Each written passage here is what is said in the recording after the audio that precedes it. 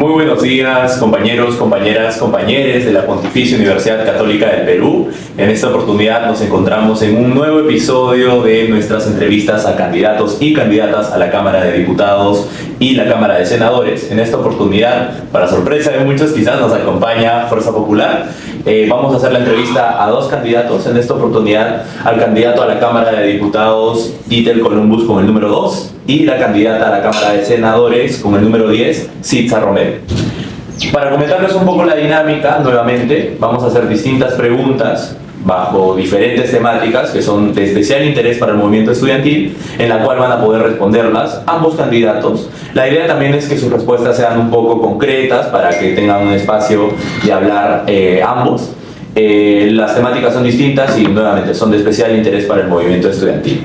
Antes de comenzar, como en todos los episodios, recordamos al estudiantado que nuestro rol como estudiantes no puede ser un rol pasivo, sino tiene que ser un rol activo dentro de estas elecciones. Creemos que es un punto de partida para poder construir nuevamente un Estado social de derecho que permita y garantice un espacio más justo, plural y diverso para todas las personas. Una vez habiendo hecho esa introducción a nuestra entrevista, me presento. Soy Rafael, presidente de la Federación. Me acompaña en la moderación Consuelo Escobar, vicepresidenta de la Federación. Y en esta oportunidad nos acompaña Xiomara Roca, quien es integrante de la Comisión Política de la Federación y asimismo representante de Estudios Generales Letras ante la Asamblea de Delegaduras de la Federación. Muy bien, entonces ahora pasamos a un primer espacio donde pueden presentarse. ¿Les parece si lo hacemos en el orden en el que están sentados? Empezamos por Dieter y terminamos con Sitza. Listo. Hola, ¿cómo están? Mi nombre es Dieter Columbus, como ya lo dijo Rafael. Soy candidato a diputados por Lima con el número 2 con Fuerza Popular. Soy abogado de profesión. Tengo una maestría en solución de conflictos con un enfoque relacionado a conflictos sociales. Soy docente universitario. Los cursos que yo dicto en la universidad son Derecho Parlamentario, Políticas Públicas, Derecho Electoral y Gobiernos Supranacionales. Tengo más o menos 22 años de experiencia pública ininterrumpidas, sin ningún roche de por medio, y he sido parlamentario entre 2021, en la época cortita del COVID, se acordarán ustedes. ¿Y cuáles han sido mis principales aportes cuando fui parlamentario? Es cambiar ciertos aspectos del reglamento del Congreso para que se legisle mejor, ¿no? El tema de que se incorpore el análisis costo-beneficio y una serie de candados dentro del reglamento del Congreso, ¿no? Al menos para aspirar a tener mejor legislación, fue propuesto por quien les habla y fue aprobado así. Después, si quieren, les puedo contar la anécdota no tan graciosa de cómo se terminó aprobando eso. Nada, gracias por la invitación. Muchas gracias. Sitza. Mi nombre es Sitza Romero, soy administradora de empresas, soy la candidata número 10 al Senado Nacional y mi historia viene desde una vivencia personal que le pasó a mi familia, a mi padre. Soy víctima del terrorismo. Trataron de asesinar a mi padre hasta en 3 oportunidades. Destruyeron toda forma de trabajo que él podía tener cuando yo tenía apenas 8 años y eso me marca y me hace justamente tomar la responsabilidad de inmiscuirme en los asuntos del Estado para poder desde ahí dar soluciones y que esa situación no vuelva a ocurrir a ningún peruano, a ningún niño, a ningún joven, a ninguna familia. Hoy estoy en Fuerza Popular porque valoro y respeto el legado del presidente Alberto Fujimori de acabar con el terrorismo. Por supuesto, respeto y valoro la Constitución, que considero que ha traído muchos cambios favorables para el país. Tengo 18 años de experiencia en la gestión pública, en diferentes ministerios, más de 6, también en municipalidades y también en el Congreso de la República, y traigo toda esa experiencia, que como les dije, viene de una experiencia terrible que viví de niña. Traigo toda esa experiencia para volcarla en mi trabajo en el Senado y poder darles a los peruanos, a los que les pido mi voto, realmente un voto consciente, un voto por un partido político, no por un grupo de amigos, un voto por personas preparadas y por personas que tienen algo que ofrecerte. No solamente su experiencia, sino también las ganas de devolverle la creencia en los partidos políticos y la credibilidad en los candidatos.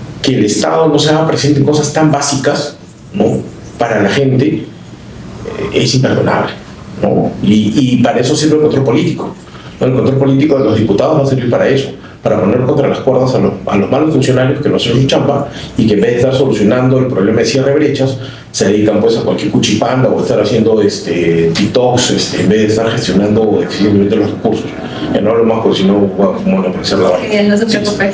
Adelante, candidata. Gracias. Cada experiencia que yo he vivido en mi vida profesional, laboral, me ha permitido llevar y concientizar no solamente a la comunidad con la que yo me relaciono, sino también a la empresa privada con el Estado.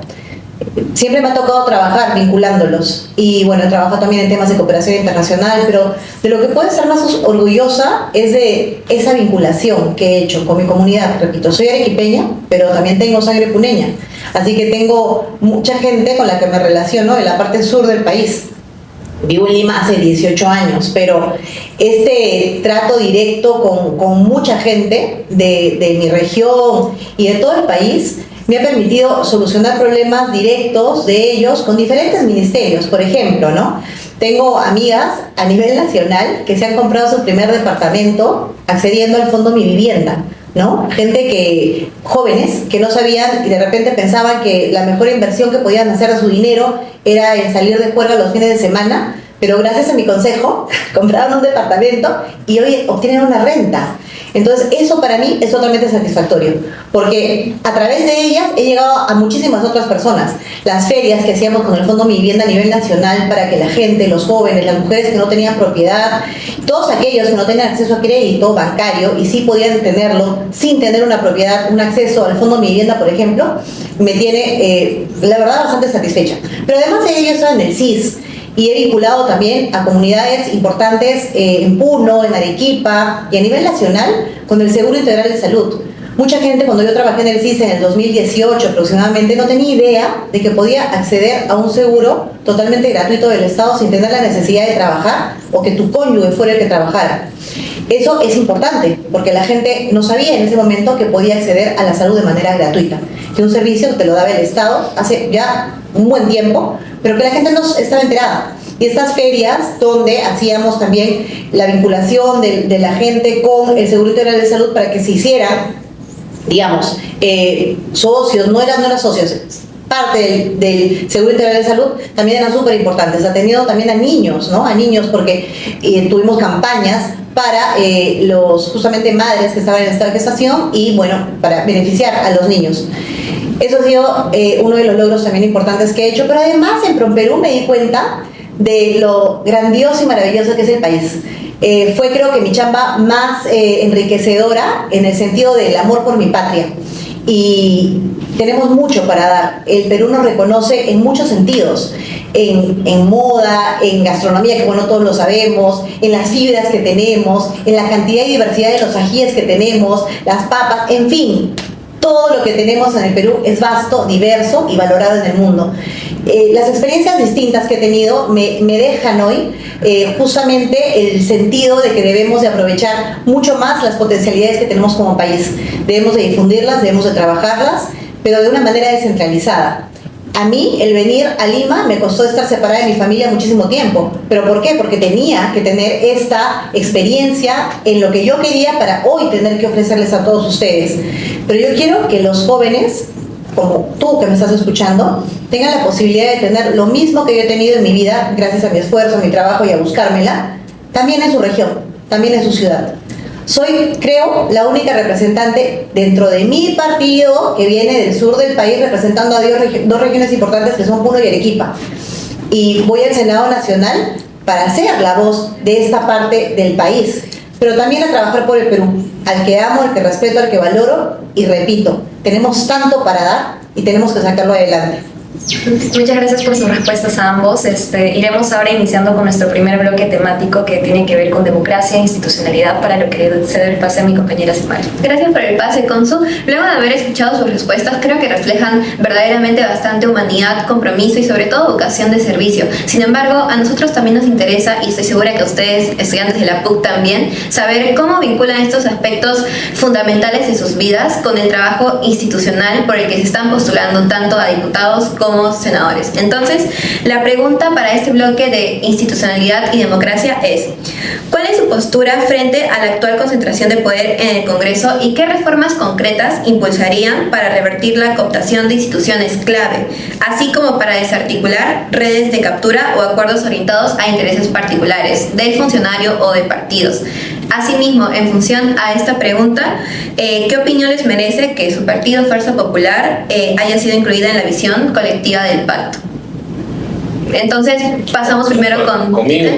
Contigo. Ya. A ver, visión colectiva del pacto, o sea, suena bien así denso, ¿ya? Y además que la pregunté bien la bota, la que nos has planteado, hermana. Voy a tratar de hacer lo más, digamos, puntual que pueda. ¿Ok?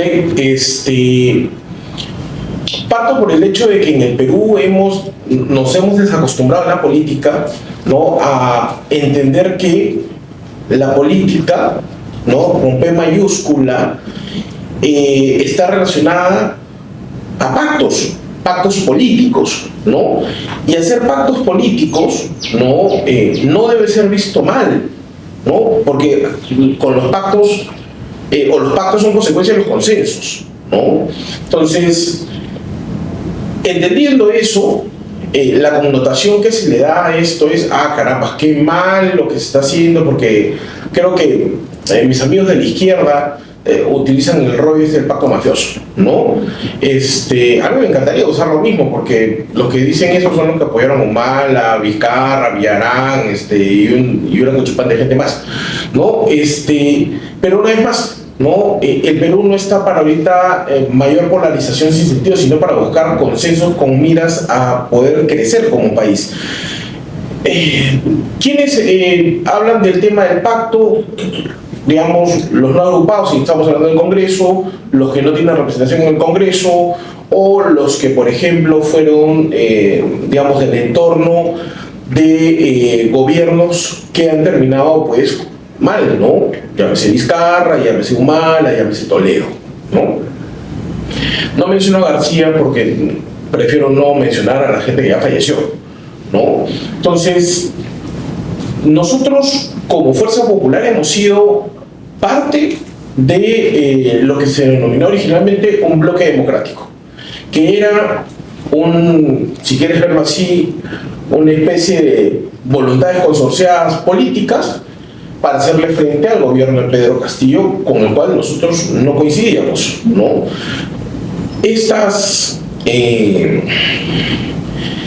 Este bloque democrático lo que ha hecho es impulsar reformas, algunas que han gustado, otras que han sido criticadas, y yo lo entiendo porque finalmente en democracia eso es así, ¿no? Lo que sí me parece curioso es de que los que mucho hablan que yo les agradezco, ustedes no hayan dicho el pacto mafioso, pero yo lo he traído a colación porque es la narrativa que utilizan. Los que mucho hablan del pacto mafioso, ¿no? Se olvidan que ellos también han votado muchas de las leyes que son cuestionables, ¿no? Que ellos mismos cuestionan, curiosamente, ¿no?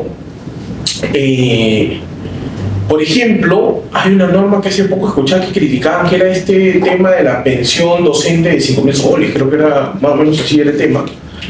Y los que hoy hablan del pacto mafioso han votado con la mayoría parlamentaria, ¿no? Entonces, o sea, cuando te conviene sí está mal, cuando no te conviene, o bueno, cuando te conviene está bien, pero cuando no te conviene, qué horror, ¿no? Entonces, esa política de maniqueo a mí no me gusta, ¿no? Entonces, tú preguntas al comienzo, desde nuestra perspectiva, ¿cómo podemos contribuir a que esto mejore? Mira, yo te lo voy a poner no sobre la base de lo teórico, ¿no? Sobre la base de lo práctico, lo real, lo que puedes contrastar. Cuando yo fui congresista en el año 2020-21,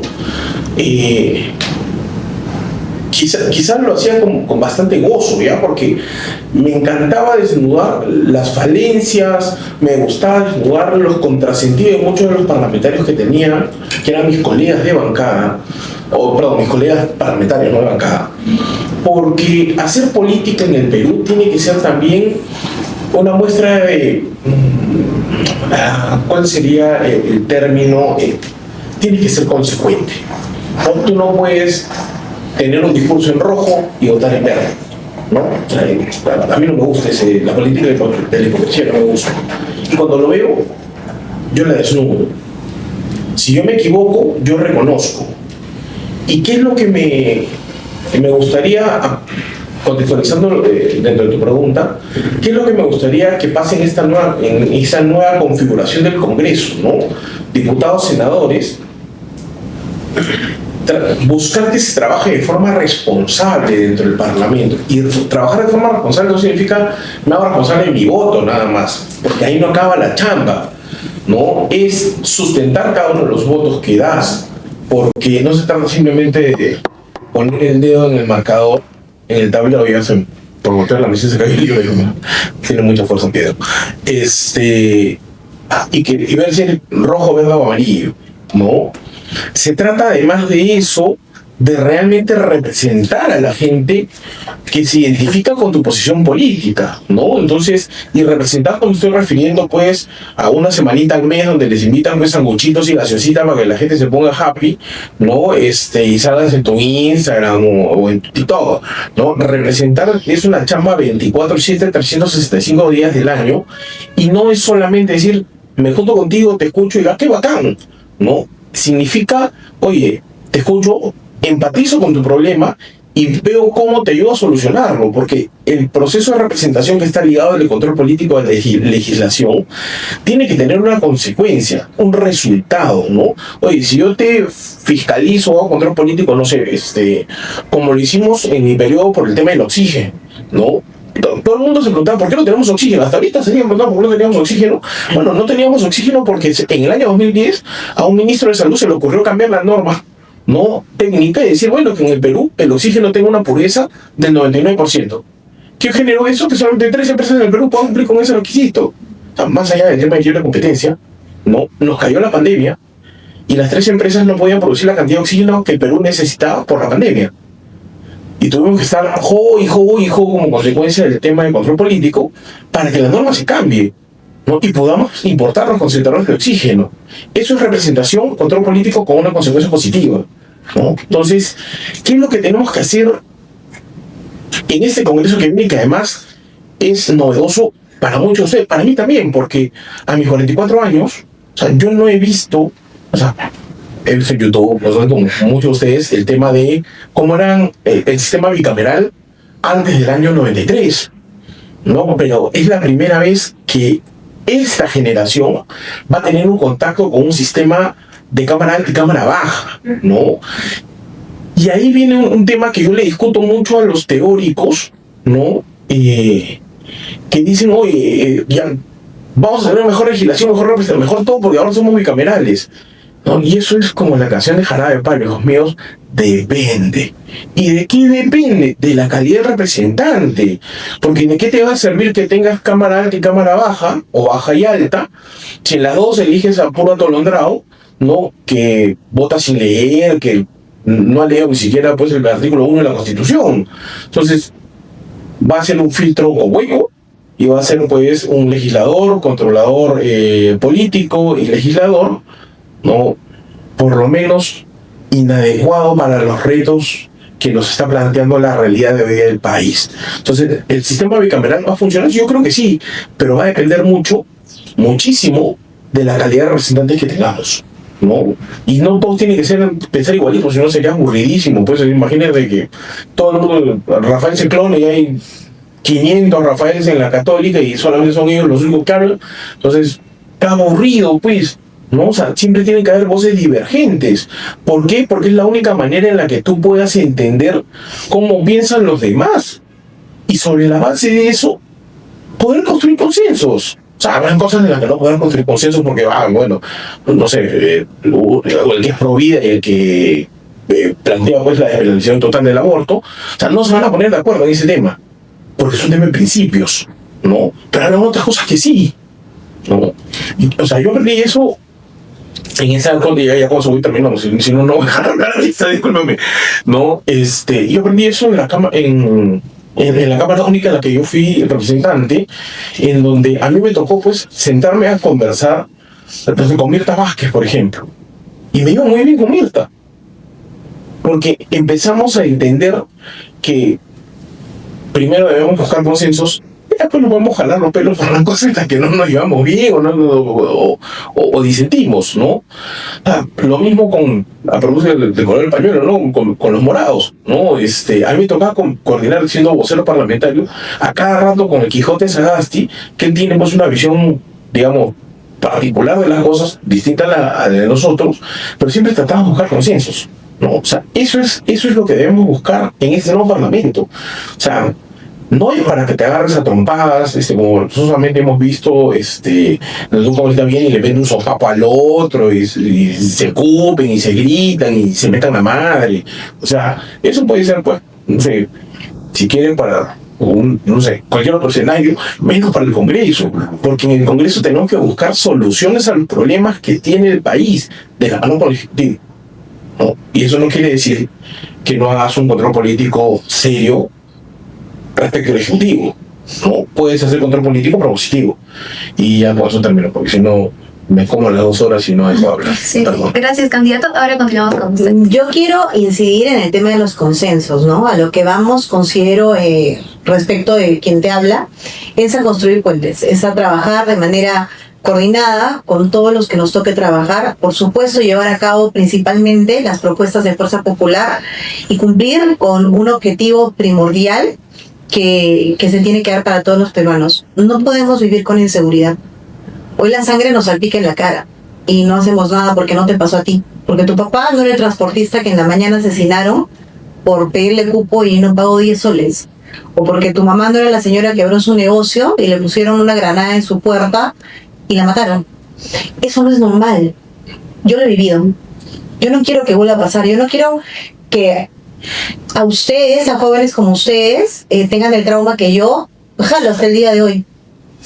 Mi posición y mi postura frente al tema de qué voy a hacer en el Senado, en el Congreso, es atender puentes para, primero, librar de la inseguridad al Perú. Yo creo que esa es la tarea más importante que tenemos, porque con seguridad lo hacemos todo, pero viviendo en inseguridad, con miedo, poniendo un negocio sabiendo que te van a perseguir, en primer lugar tu municipalidad, luego el Ministerio del Trabajo, luego la SUNAT, pero además de eso, los que te piden tu cuota para que sigas adelante con tu negocio y abras tu puerta, eso no es vida. Yo quiero un país tranquilo para los que vienen. Yo quiero que no se vuelva a pasar por lo que yo pasé y que hoy es igualito, solamente que tiene otro nombre. Ya no es terrorismo solamente, sino que es terrorismo urbano. Y está sucediendo. Y les pasa a ustedes. La inseguridad que viven al ingresar a su universidad, al salir de la universidad, porque solamente que están protegidos. Y digamos, pero fuera, en la calle, es una selva. Y eso no lo podemos normalizar. Así que vamos a eso, al Senado, al Congreso. Y yo con mi experiencia quiero hacer posible que vivamos en un país tranquilo. Después de eso, todo lo que tú quieras. El apoyo a los emprendedores, el trabajo para mejorar determinados temas, por supuesto, inmediatamente el tema de la salud, que es importantísimo, que yo traigo la experiencia del Seguro Integral de Salud y también en el salud. Pero vamos a trabajar en el tema de poner orden y seguridad, que es lo principal. Gracias por su respuesta, candidatos. Entonces ya sabemos cuáles son las medidas que ustedes adoptarían frente a la primera premisa de la concentración de poder en el Congreso y posteriormente también a la visión acerca de la participación de su partido en el pacto. Entonces, gracias y continuamos con Rafael. Muchas gracias, Xiomara, por el pase. Vamos a continuar en el mismo eje. Les voy a hacer una pregunta que van a poder desarrollar como bien les parezca, porque es una pregunta que toca 2 temas sumamente importantes, ¿no? Los controles supranacionales, pero al mismo tiempo nuestra Constitución, ¿no? Un poco viendo cuál es su visión sobre la Constitución del 93, ¿no? Creo que nosotros como movimiento estudiantil, a estar dentro de las distintas movilizaciones, hemos podido ver diferentes consignas, ¿no? De distintos gremios, gremios estudiantiles, gremios de transportistas, diferentes gremios, y uno de ellos es la convocatoria de una asamblea constituyente, ¿no? Que es al final una propuesta legítima, ¿no? Cualquier ciudadano, ciudadana, y también creo que con el rol de representar que mencionaba Dittel, es escuchar estas voluntades, ¿no? Entonces, ¿cómo perciben a la Constitución del 93? ¿Creen que debería de cambiarse? Justo estábamos conversando con otros candidatos y algunos mencionan que hay una cuestión moral en su génesis de dónde surge la Constitución del 93, que es en el gobierno dictatorial de Alberto Fujimori, ¿no? Entonces, ¿cómo perciben ustedes la Constitución del 93? ¿Creen que se debería cambiar? Y pasando al segundo lado, a la cuestión más supranacionales, ¿cómo ve la Corte Interamericana de Derechos Humanos? El sistema en general, la Corte y la Comisión, ¿no? ¿Consideran que deberíamos de salirnos de ese sistema de protección de derechos humanos? ¿Cómo ven los temas de la soberanía relacionados a la Corte Interamericana? Que sé que Fuerza Popular ha tenido opiniones sobre eso, o bueno, las que se atribuía también a la misma Keiko Fujimori con los mensajes de retirarse del sistema interamericano. Entonces, ¿cómo ven el sistema interamericano de derechos humanos como partido y de llegar a la Cámara de Diputados y a la Cámara de Senadores? Empiezas a hablar tú para no consumir yo todo el crédito. Bueno, no hay problema, gracias. Considero que debemos de valorar todo lo bueno que ha traído la Constitución del 93. Y mencionaste que se hizo de una manera dictatorial. No estoy de acuerdo contigo y respeto lo que piensas, pero te tengo que decir que para hacer esta Constitución participaron todos. O sea, no fue una dictadura, no es que le escribió Fujimori y, bueno, participaron distintos grupos y se hizo un grupo de personas se encargaron de diferentes grupos políticos de hacer esta Constitución. Entonces, no fue dictadura, pero sí considero que si es que hay cambios que hacer, como se han hecho en varios temas en la Comisión de Constitución en el Congreso, también tiene que ser con consensos y respetando el sentido que tiene la Constitución de valorar el libre mercado, de valorar el respeto de la propiedad privada, de valorar los derechos que tenemos fundamentales, y eso como primer punto. Sobre la Corte Interamericana de Desarrollo, estoy de acuerdo en algunas oportunidades y en otras no. Entonces, como senadora, yo creo que la posición que tengo frente a este tema es que se deben despolitizar los temas en los que la Corte se inmiscuye. No estoy de acuerdo, por ejemplo, en la opinión que tuvieron respecto de cuando al presidente Fujimori se le dio el tema que ocurrió con él cuando no estaba vivo, ¿no? De que se le otorgara el indulto, por ejemplo. Pero en otros casos también no respetan, digamos, tanto la soberanía que tenemos como país. Hay temas que tienen que modernizarse, hay temas que tienen que conversarse, hay muchas situaciones que tienen que conversarse y tratarse, sobre todo en el derecho internacional. Eso lo vamos a ver con mucho respeto y caso por caso puntualmente. No podemos hablar ahora en general sobre situaciones que son diversas y que han tenido diferente matiz, pero sí lo que debe de suceder en el país y lo que debemos de pedir como respeto mínimo de las instituciones es que no se politicen.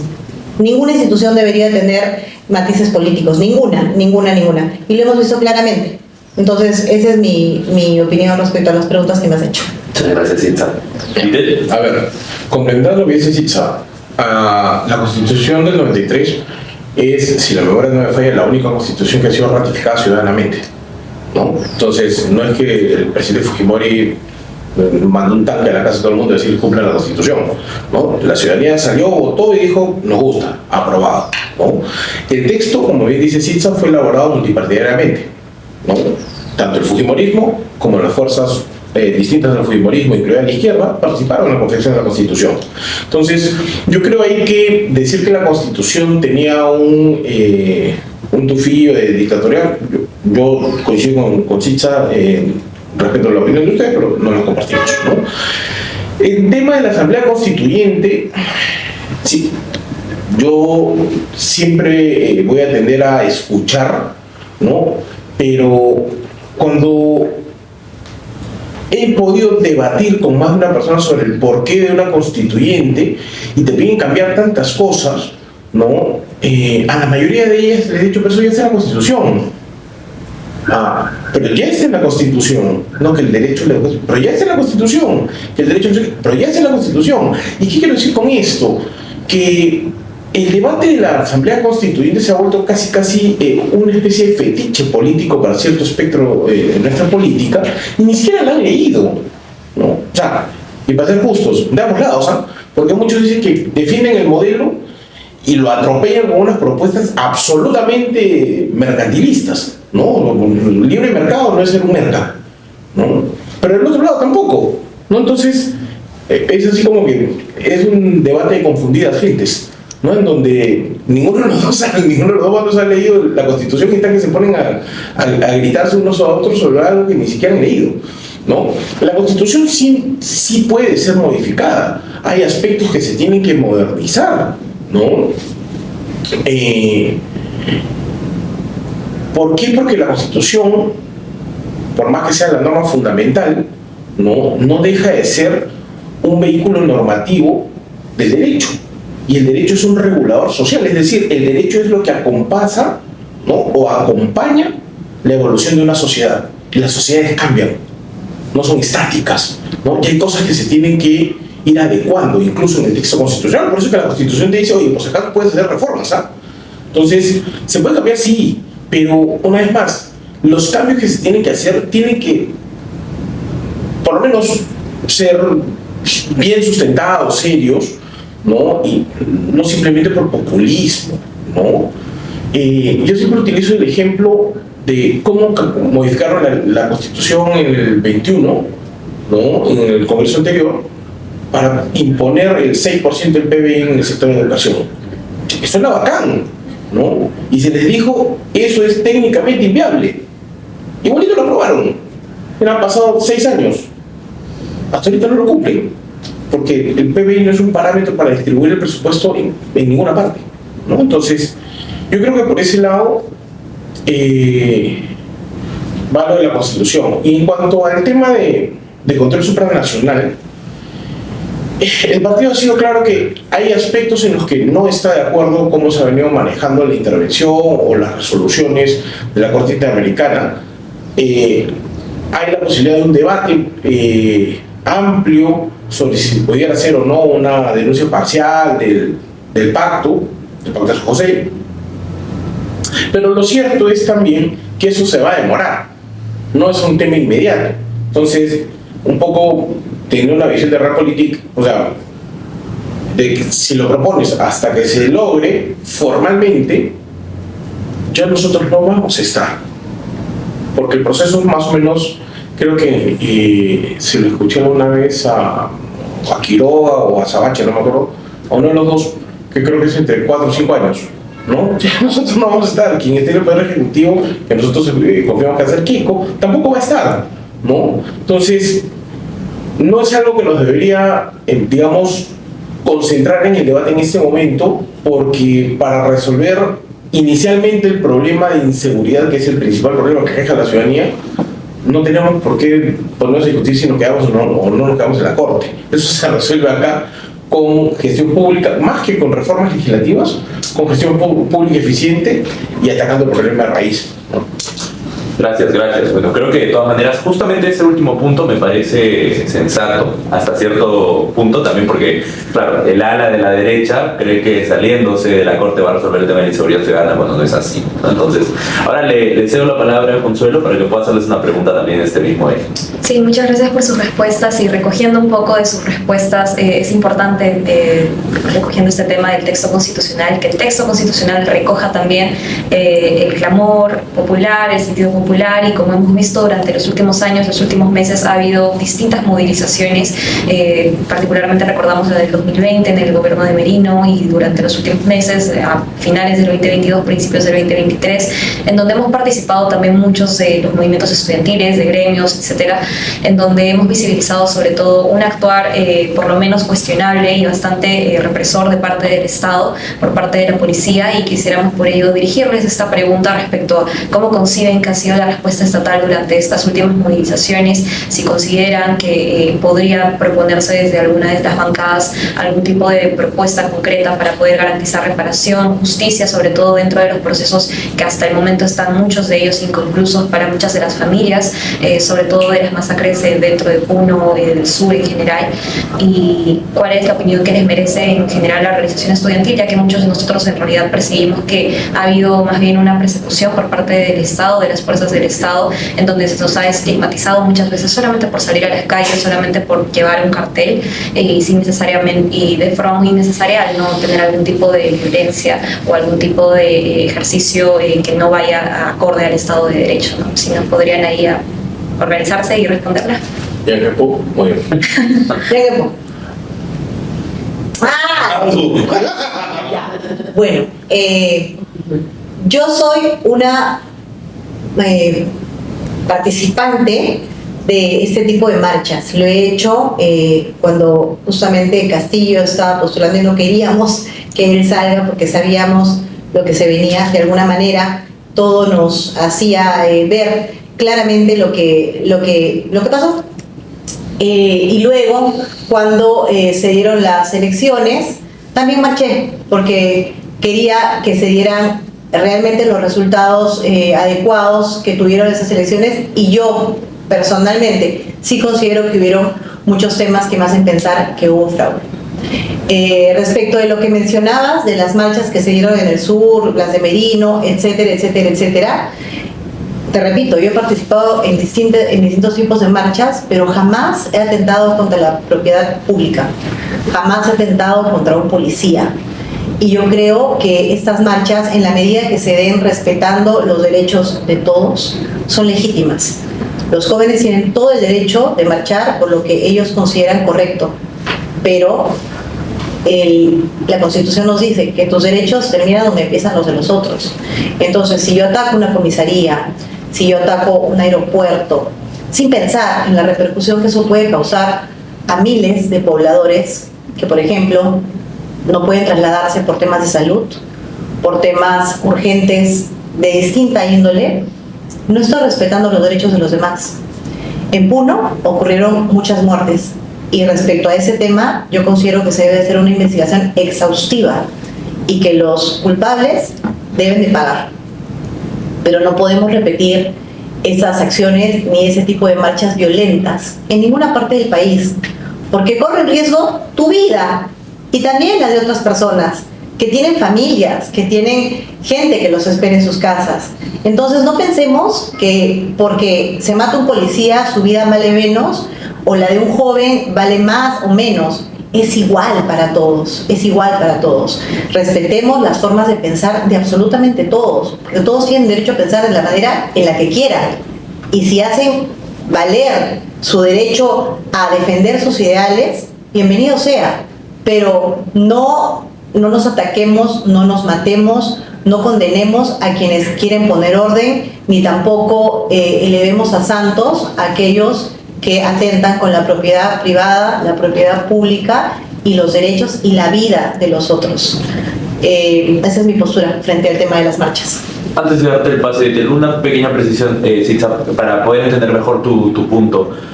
Claro, o sea, yo entiendo, en caso de atentados contra la propiedad privada, ¿no creerías que de todas maneras la respuesta que hubo, o sea, la respuesta fáctica, viendo los videos que se subieron, las investigaciones que se hicieron, ¿no crees que es desproporcional en el sentido de que si alguien está cometiendo un acto en contra de la propiedad privada, no se le debería de reducir, detener, procesar, en vez de dispararle al cuerpo? O entonces, quiero puntualizar en eso, porque creo que has mencionado que todas las vidas valen, y creo que eso es importante, pero quiero ver tu punto. En el caso hay atentados contra la propiedad privada, ¿tú crees que el accionar que hubo en el sur fue el adecuado o hubo excesos?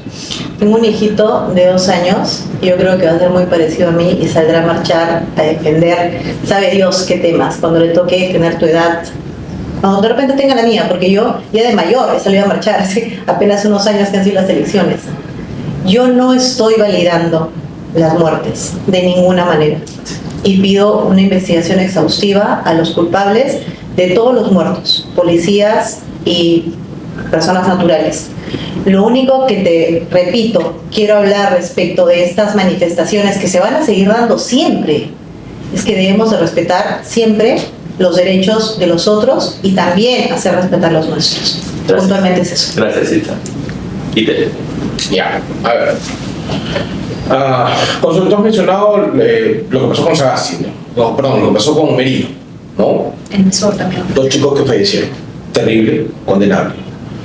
Con Sagasti también fallecieron personas, ¿no? El tema es de que casi nadie habla del tema, ¿no? Y con Boluarte han muerto muchísimas más personas, ¿no? El tema no se trata de cuántos murieron con cada uno, ¿no? El tema es de que no debería haber muerto gente, ¿no? Y acá tenemos que hacer, digamos, una separación entre responsabilidades, ¿no? Yo creo que, así como lo he dicho, ni Merino, ni Sagasti con los dos o tres fallecidos que tuvo, ni Boluarte, directamente se les puede atribuir responsabilidad, pero sí tenemos que replantear los protocolos de intervención de la fuerza pública, ¿sí? Porque, sí se lo he dicho, o sea, dentro de las manifestaciones ciudadanas que han habido, diversas, no una, diversas, hay ciudadanos como ustedes que han salido a pitear a la calle porque están molestos con algún tema en específico, pero también ha habido gente, digamos, no tan buena onda que se han metido con ustedes, o sea, en la misma y que ha hecho pues desmán y medio, ¿no? Pero tenemos que aprender a separar la paja del trigo, ¿no? Y así como tenemos que aprender a separar la paja del trigo, también tenemos que señalar cuando algo se hace mal, ¿no?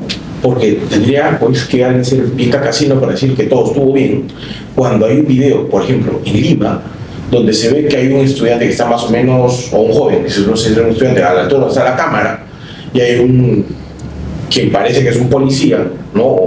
Con el escopetón de las bombas lacrimógenas, cada pum, dispara y le revienta la lata en la cabeza al muchacho. O sea, eso no es normal. O sea, eso no se puede tolerar.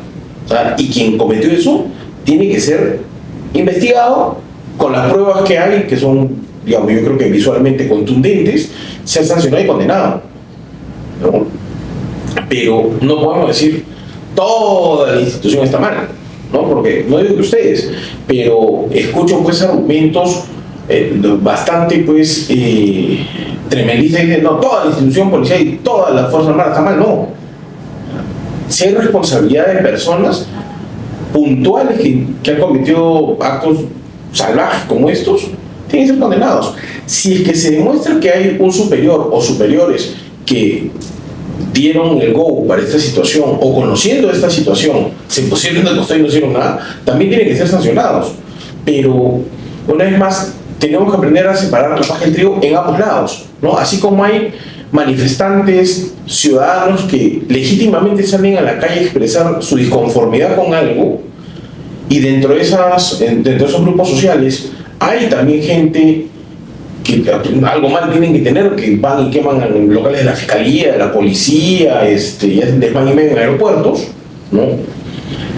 Y termina contaminando el movimiento ciudadano que legítimamente lo que hace es tratar de expresar lo que les incomoda, ¿no? Para que la autoridad política tome conocimiento y tome nota de ello. Del otro lado es lo mismo, ¿no? Hay malos elementos, ¿no? Dentro de los que han participado en el control, como creo que tengo que decir, el control de las movilizaciones, ¿no? Que han actuado mal. Yo he sacado un ejemplo, ¿no? También es cierto que han habido complicaciones en el monitoreo, porque ya, curiosamente las cámaras de seguridad de las partes donde se malograron, le rompieron el cable, no sé, algo así.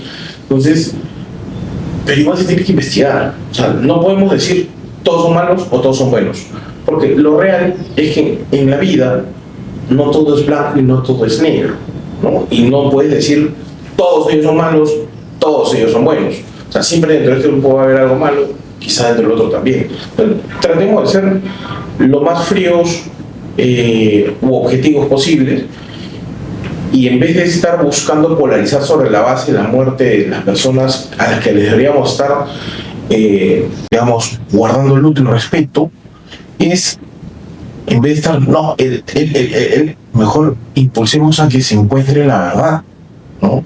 Y si queremos que descansen en paz, que se llegue a la verdad de los hechos. Y a la verdad no se llega peleándonos entre nosotros, es poniéndonos todos en el mismo cauce para buscar la verdad de los hechos, ¿no? Le duele a quien le duele. Eso es. Gracias. Bien, muchas gracias por sus respuestas. ¿Usted estaría, solamente para cerrar, a favor de una reforma policial? Sí, claro. Sí. Sí, pero entendía reforma como cambio, y creo que no, por ahí la vez más escuché, hay que aniquilar, no, yo no quiero que aniquilar. Sería una abolición. No, así el término que escuché en una entrevista fue aniquilamiento, ¿no? Pero no es aniquilación, sí, es un tema de reforma, pero una reforma estructural bien pensada, ¿no? En donde haya mejores controles, ¿no? Es Claro, de acuerdo, bien, pasaremos al siguiente bloque temático. Sí, ya que estamos hablando sobre las movilizaciones y como ustedes bien han resaltado, podemos percibir que gran parte de las personas que salen a protestar son estudiantes universitarios. Sin embargo, creo que también es necesario reconocer que este espíritu de protesta no solamente tiene como connotación mostrarnos disconformes frente a alguna medida o frente a alguna coyuntura que pasa en el país, sino también viene junto a un espíritu de querer un cambio y que nuestros derechos como estudiantes se garanticen, ¿no? Y de alguna forma también ser observadores y decirles a las autoridades que esto no nos parece, a lo que aspiramos es esto, y creo que parte del espíritu de protesta y la participación de los estudiantes en estas movilizaciones viene de ahí, ¿no? Entonces, en ese caso, nosotros hemos observado como Federación de la Católica y también conversando con compañeros de otras universidades que la actual ley universitaria causa muchas posturas distintas entre sí, entre los estudiantes dentro de la comunidad universitaria. A veces en ella se encuentran vacíos y observaciones que nos causan ruido. En dicho sentido, nosotros les queremos consultar a ustedes, candidatos a diputados y senadores para el Congreso de la República, ¿cómo es que incluirían dentro de una eventual reforma universitaria las voces de nosotros los estudiantes? Porque como ustedes también lo han dicho y todos sabemos, no se puede construir ninguna política pública sin escuchar a quienes van a ser sus directos y principales beneficiarios. Ok, mira, la ley universitaria que ha estado en entredicho y polémica, no sé, creo que desde que se promulgó, ¿no? Ha contemplado desde su origen la participación ya no solamente de los representantes del gobierno, sino también a los representantes de las universidades, ¿no? Antes profesores, después se cambió el término profesores por representantes de las universidades. Entendía esto como temas administrativos, ¿no? Finalmente, no, sea quien sea, igualito las universidades participan en el órgano de gobierno de SUNEDU, por ejemplo, ¿no? Pero sí sería interesante, ¿no? Sería interesante que abramos el debate a la posibilidad de que, así como hay representantes de los estamentos de poder de las universidades públicas y privadas, también haya un representante de los estudiantes. Ya se viene dando. Ya se viene dando, me refiero que, digamos, el cuestionamiento que algunos decían, no, pero es que el fiscalizado no puede ser parte del fiscalizador. Bueno, pero el fiscalizado siempre ha sido parte del fiscalizador, porque los profesores, según la ley universitaria, son parte de la comunidad universitaria y han sido parte del directorio SUNEDU. Entonces, bajo esa premisa, ¿por qué no los estudiantes podrían ser parte de este estamento, ¿no? Tendríamos que ver pues, cómo vamos a regular el mecanismo eleccionario, porque ahora que hay muchísimas más universidades en el país, entonces, digamos, es un poco más complicado. Yo creo que es un tema interesante a debate, así como algunas otras reformas dentro de la ley universitaria. Yo, por ejemplo, a mí me gusta investigar, ¿no? Y me gusta investigar bastante.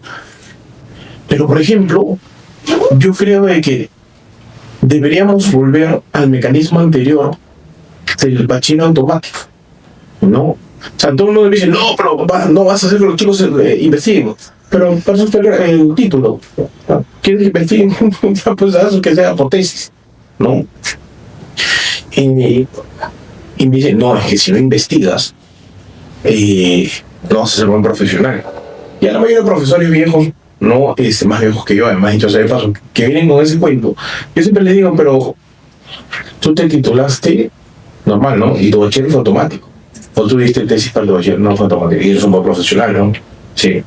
Y eres profesor investigador, ¿no? Sí. Y si pasó contigo, ¿por qué no va a pasar con ellos?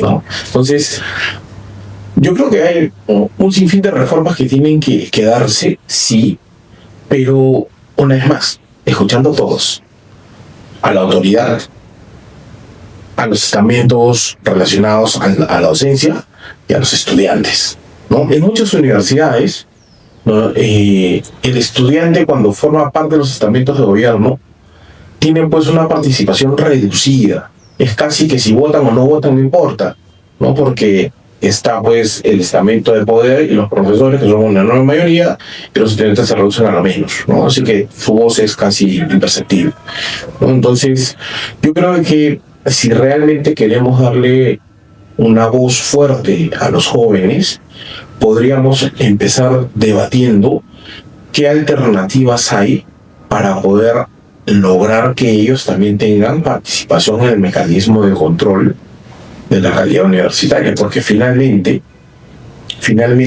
son ustedes los usuarios del servicio universitario, ¿no? Sea público o privado. Entonces, como usuarios del servicio, son los que mejor pueden contribuir a evaluar la calidad del servicio que se recibe, ¿no? Entonces, creo yo que, y ahí lo dejo. Y candidato, permítame una repregunta.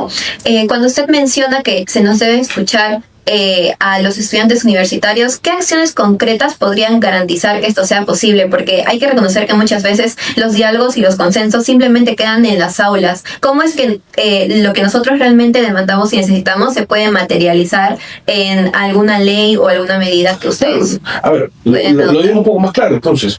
La ley universitaria es eso, una ley, ¿no es así? ¿Cómo se conforma los estamentos de poder universitario y los de control universitario? Están en la ley. Entonces, mi planteamiento sería de que abramos un debate para ver qué mecanismo podemos utilizar para incluir en la ley universitaria, para darle una voz formal a los jóvenes dentro de esta estructura. O sea, yo sé que Católica tiene pues, participación política en sus estudiantes en los estamentos de gobierno. En muchas universidades también, no todas, ¿no? Pero esto no debería ser como el tema de las cuotas de jóvenes, ¿no? Porque cuando la cuota de joven se crea, ustedes lo pueden revisar, se creó como un mecanismo ya que participen los jóvenes y los pones pues en el puesto 32 de los 31, ¿no? Para cumplir con la cuota. Es más, muchos decían que sea joven y mujer. Entonces cumplo con la cuota joven y con la cuota de género, que la pones en el 32, ¿no? Y eso era simplemente para cumplir con una formalidad. O sea, no se puede manejar esto con una visión de cumplir con formalidades nada más, porque estamos hablando de calidad educativa, estás hablando de cómo se va a retroalimentar el sistema para cada vez mejorar la calidad del servicio que se le presta al ciudadano estudiante, ¿no?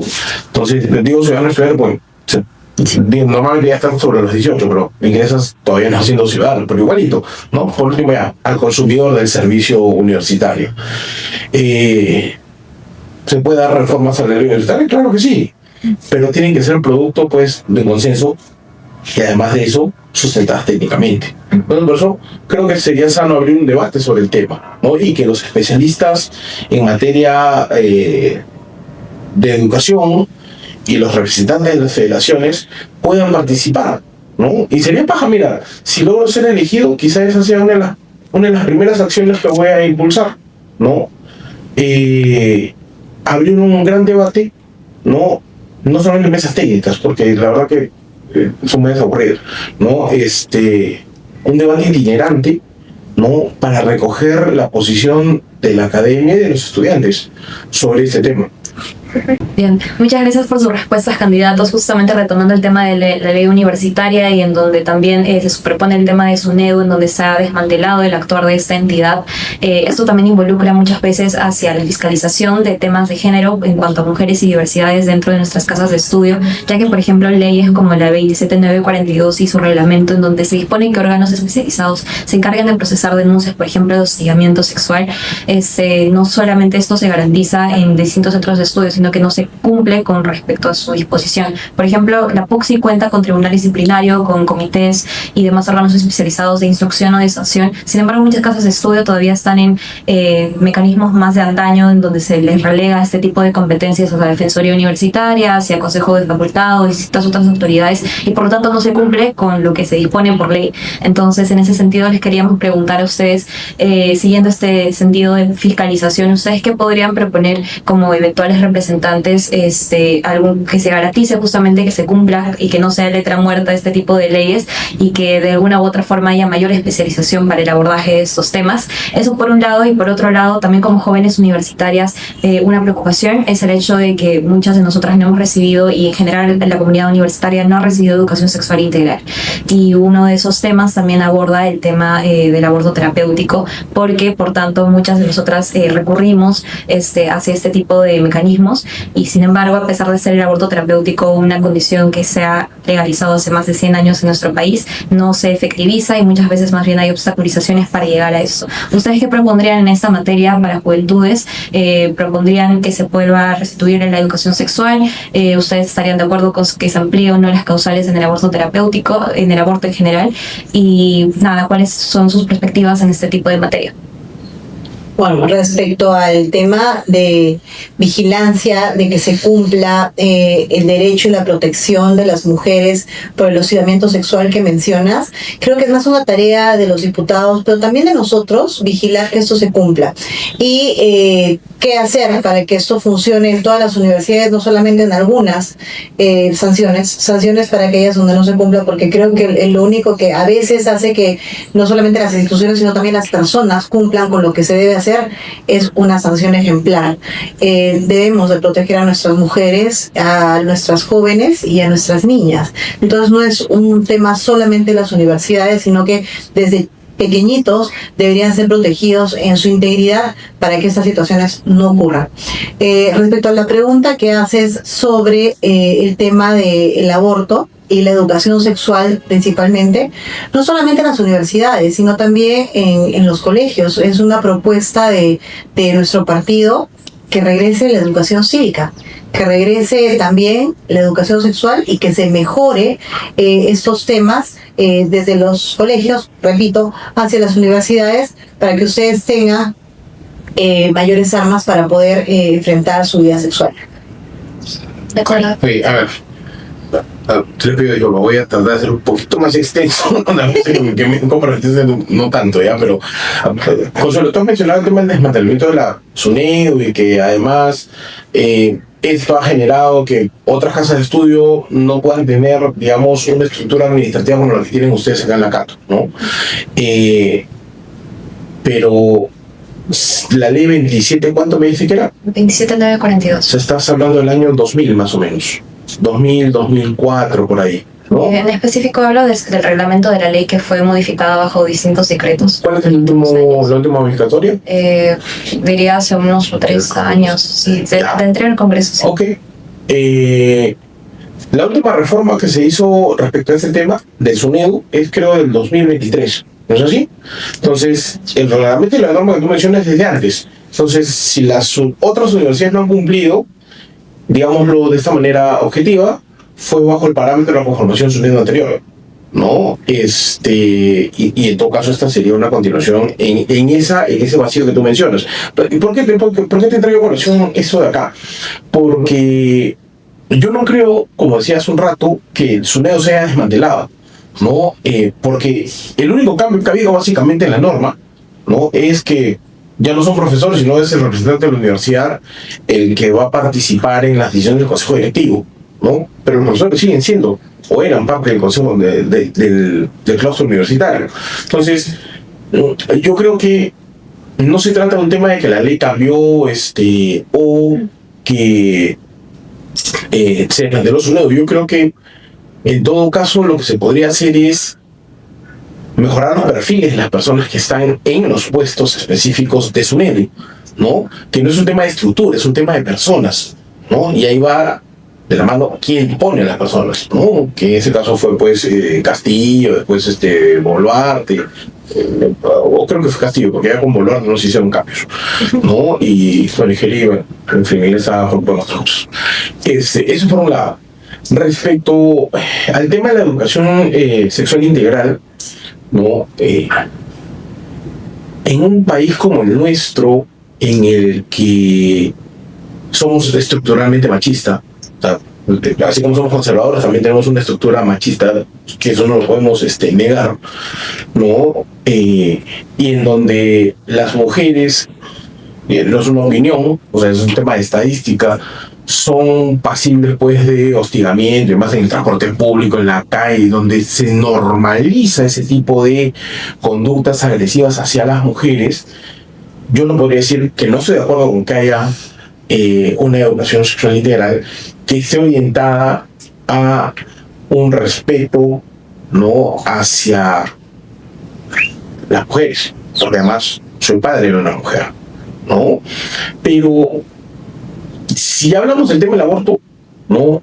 Ahí la cosa cambia porque yo desde el saque les digo es que yo no estoy a favor de penalizar el aborto, ¿no? Pero sí busco, siempre pese a mis principios, buscarle una racionalidad a ciertas cosas, ¿no? Yo he visto, por ejemplo, cómo hay un acalorado debate en el tema, por ejemplo, del aborto como consecuencia de la violación, ¿no? Y veo que hay posiciones que dividen incluso a las familias sobre este tema. ¿Alguno de ustedes estudia Derecho? Rafael, ¿cuál es la pena para el aborto como consecuencia de violación? 3 meses.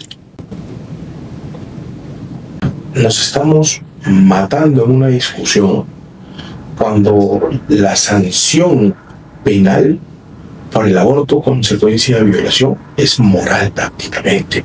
¿Y por qué digo que es moral prácticamente? Porque si es 3 meses la pena, artículo 120 del Código Penal, la prescripción es de 3 meses, ¿no? Entre que se comete el acto y se denunció, se investigue y ya prescribió. No recuerdo, salvo un solo caso que fue revertido en segunda instancia, que es el caso de Camila.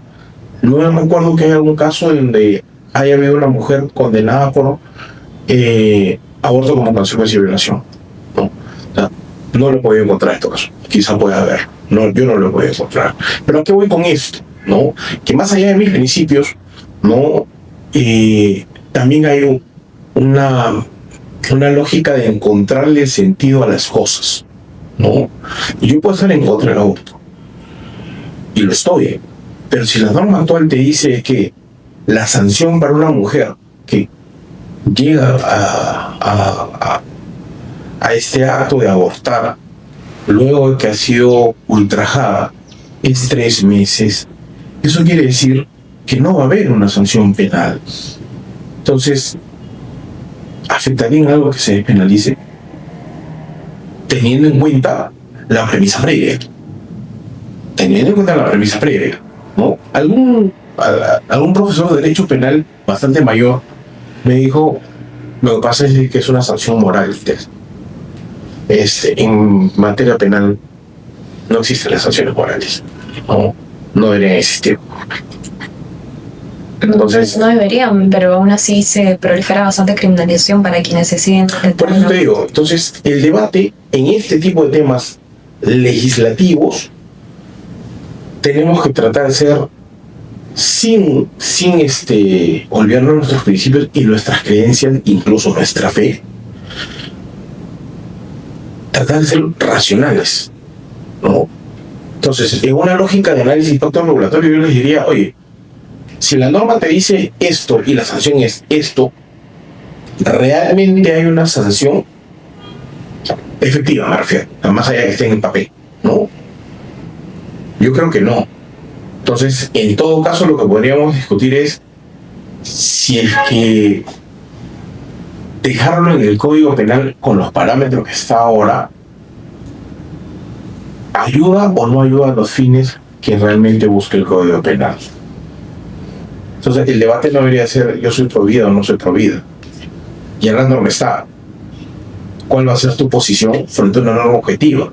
La norma objetiva te dice es si hay un aborto consecuencia de violación, la sanción penal propuesta por el legislador desde el año 91 es 3 meses, con un periodo de prescripción de 3 meses. Eso, ¿no? Entonces ya me pueden decir, no, que yo soy católico. No seré el mejor referente del catolicismo, pero yo soy católico. Creo en Dios, soy pro vida. No, soy antiaborto. No puedo decir que soy pro vida porque la verdad que sí estoy a favor de que se discute el tema de pena de muerte en algunos casos, ¿no? Entonces, así que no puedo decir soy pro vida per se, pero sí antiaborto. Respecto a que haya el tema del aborto terapéutico ya normalizado, ya legislado, y creo que sería interesante abrir un debate racional sobre esta segunda causa, ¿no? Que es el aborto con consecuencia de violación, desde la perspectiva de lo técnico, desde la perspectiva de lo racional, tratando de dejar de lado nuestras pasiones, ¿no? Porque uno no legisla con pasiones, legisla con racionalidad, y así debería ser, ¿no? y ya te corto ahí, porque así no nos vamos hasta las 6 de la tarde y yo también cambio un patrón. Eso sí.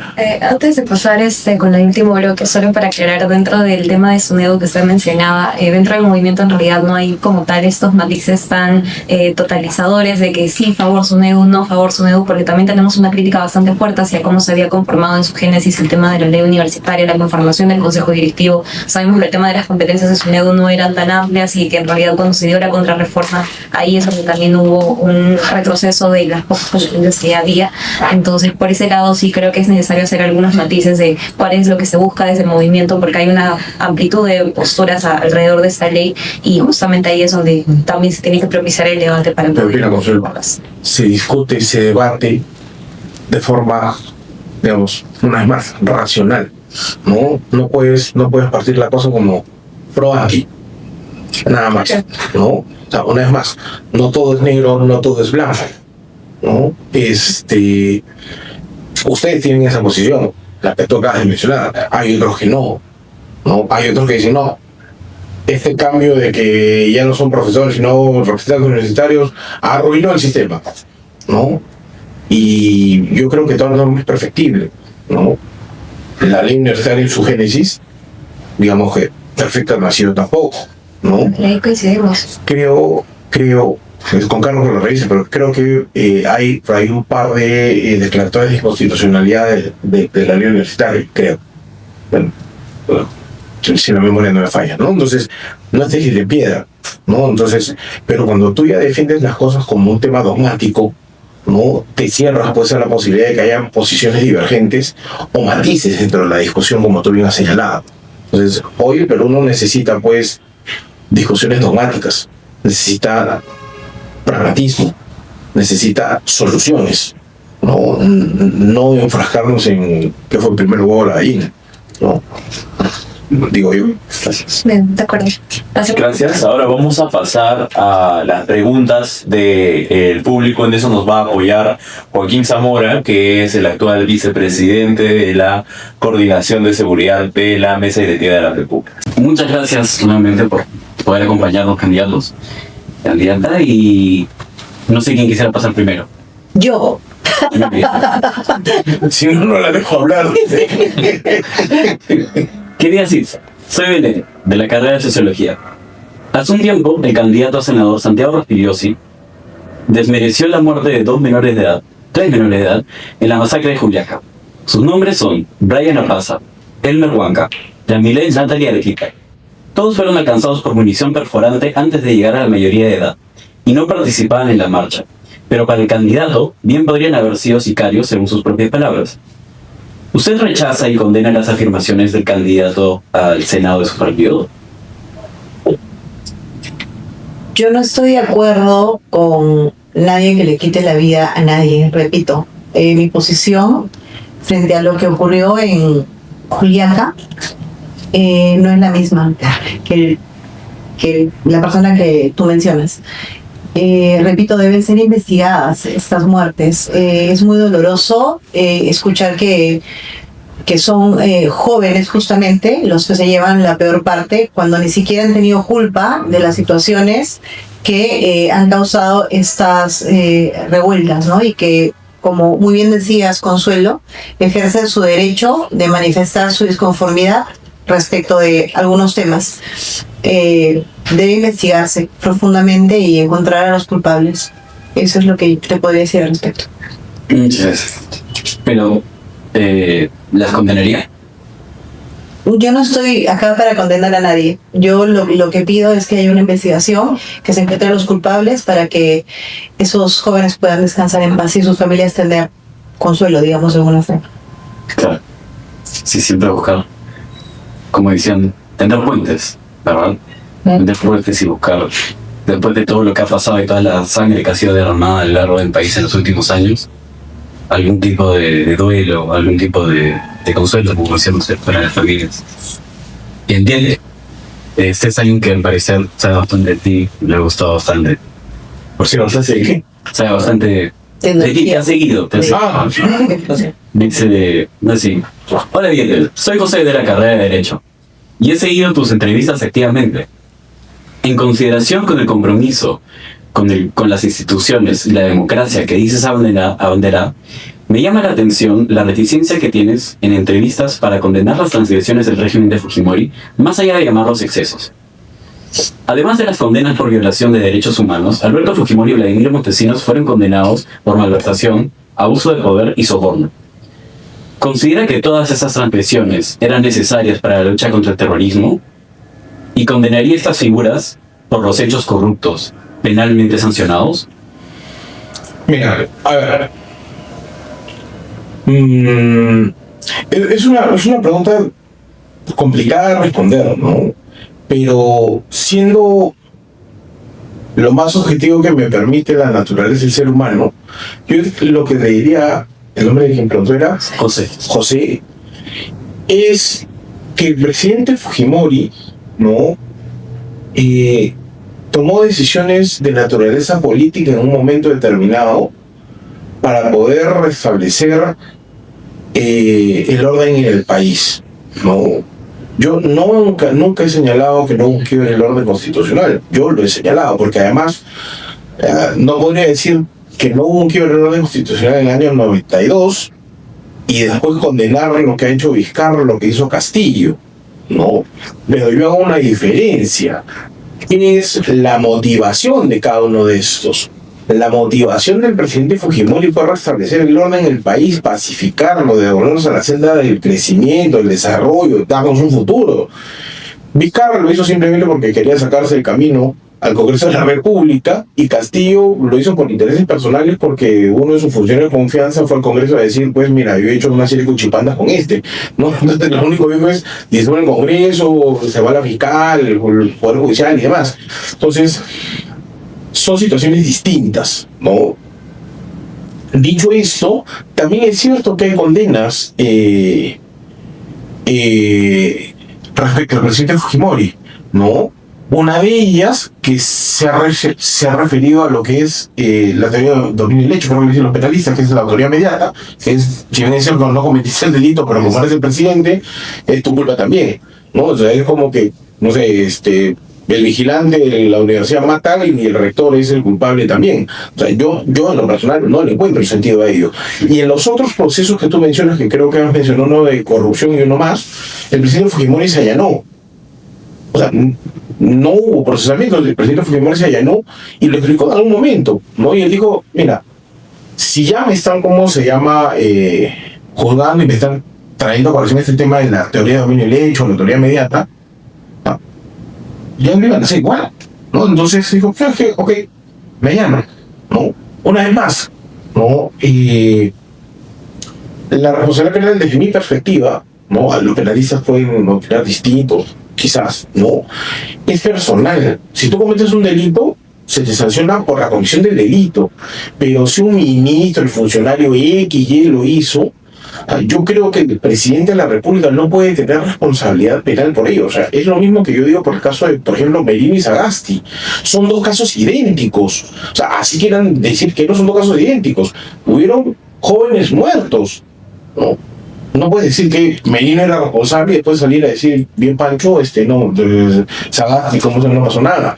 O sea, en mi particular opinión, en ninguno de los dos casos hay responsabilidad, ¿no? Salvo que se demuestre, ¿no?, que hubo un conocimiento directo de los hechos y hubo un asentimiento, por lo menos tácito, de los hechos, ¿no?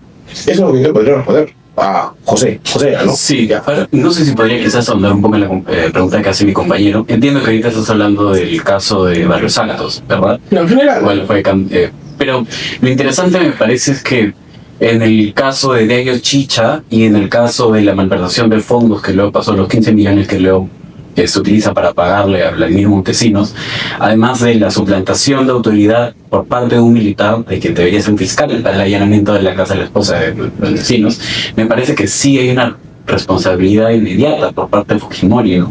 O sea, en ese sentido, no sé si ha leído este magnífico libro Historia de la corrupción en el Perú. Quirós, en efecto. Todo el capítulo dedicado a la década infame hace un largo recuento de ambas carreras, tanto la del presidente como el asesor, en cuanto a la red que se construye y los diversos hechos involucrados para manejar fondos que apoyan eventualmente a la campaña presidencial, que apoyan también los programas sociales en algún momento, ¿no? Pero que eran manejados y que muchas veces provenían de fondos por momentos también asociados al narcotráfico, ¿no? Que es una de las condenas también de Vladimir Montesinos. En ese sentido, ¿no? Me parece que quizás ahonda un poco más la pregunta respecto a cuántos de estos procesos y transgresiones a la ley se terminan teniendo un funcionamiento político dentro de la lucha contra el terrorismo, ¿no? Y quizás también recalcando en el decálogo de Fuerza Popular, uno de los puntos es la mano dura contra la corrupción. Por eso quizás hace un énfasis respecto a que pueda hacer una valoración, especialmente con el perfil que usted tiene, ¿no? Sabiendo que es tan técnico, sabiendo que es un derecho, pues, un abogado. Creo que quizás le importa o le interesa saber un poco más. Sí, bueno, a José y a ti. Ya mira, a ver, el tema, a ver, una vez yo dije era un tema complejo porque además tiene demasiadas ramificaciones, ¿no? Legales, políticas, ¿no? Las condenas que ya se dieron ya están hechas. O sea, la Constitución nos dice que podemos discrepar, pero tenemos que acatar las sentencias, ¿no? O sea, nosotros, respetuosos de ello, discrepamos, como ya he explicado, en parte de cómo se estructuraba este tema judicial contra el presidente Fujimori, pero finalmente ahí están los documentos. No los compartimos, pero respetamos el sentido de lo que ya se resolvió. Es más, el presidente Fujimori ha acordado condena, ¿no? Desde nuestra perspectiva, una vez más, de forma injusta, pero bueno, no importa, ya acordó condena y fue rehabilitado por él a través del indulto, ¿no? Sí, porque el indulto genera rehabilitación, ¿no? El tema de Montesinos que tú mencionas, bueno, los delitos que cometió el tipo este, ¿no? Son los que él ha cometido, ¿no? Y ha sido sancionado y sigue ahorita en la cárcel, ¿no? Por la comisión de esos delitos. Lo que nosotros como Fuerza Popular aseguramos es de que situaciones como las que se dieron anteriormente, las que terminaron con consecuencias judiciales, no se van a volver a repetir, porque además el Perú de hoy es un Perú distinto, con controles distintos. Lo que sí queremos que se repita, por ejemplo, es la cercanía del Estado a las grandes mayorías del país, porque nadie va a poder negar, y eso me remito a data objetiva, oficial, que las brechas sociales en nuestro país entre el 2001 y la fecha se han ido incrementando, no se han cerrado, no solamente brechas de infraestructura, sino en el tratamiento de derechos interpares, ¿no? Entonces, ¿qué es lo que nosotros buscamos? No repetir lo malo que pudo haber ocurrido en los años 90, porque en todos los gobiernos hay claros oscuros, y rescatar todo lo bueno que se ha hecho, ¿no? Y replicarlo, ni siquiera replicarlo, emularlo, para poder lograr un desarrollo como que lo queremos todos. O sea, podemos discrepar, te gusta, no te gusta, o sea, pero en lo que creo que nadie va a poder disentir es de que Silsa y yo hemos venido acá con el ánimo de conozcan el rostro del fujimorismo de dos de sus representantes, ¿no? Cuando yo le comentaba a Rafael, creo que también te lo dije cuando empezamos o detrás de cámaras, yo iba a sociales y cuando le decía a mis patas voy a ir a sociales, lo que estás loco, de verdad. Pero ¿qué tiene? Te van a crucificar, te van a tirar gasolina, ¿no? Ahorita no puedes hablar de que tirar gasolina, pues no hay. Pero bueno, te va a pasar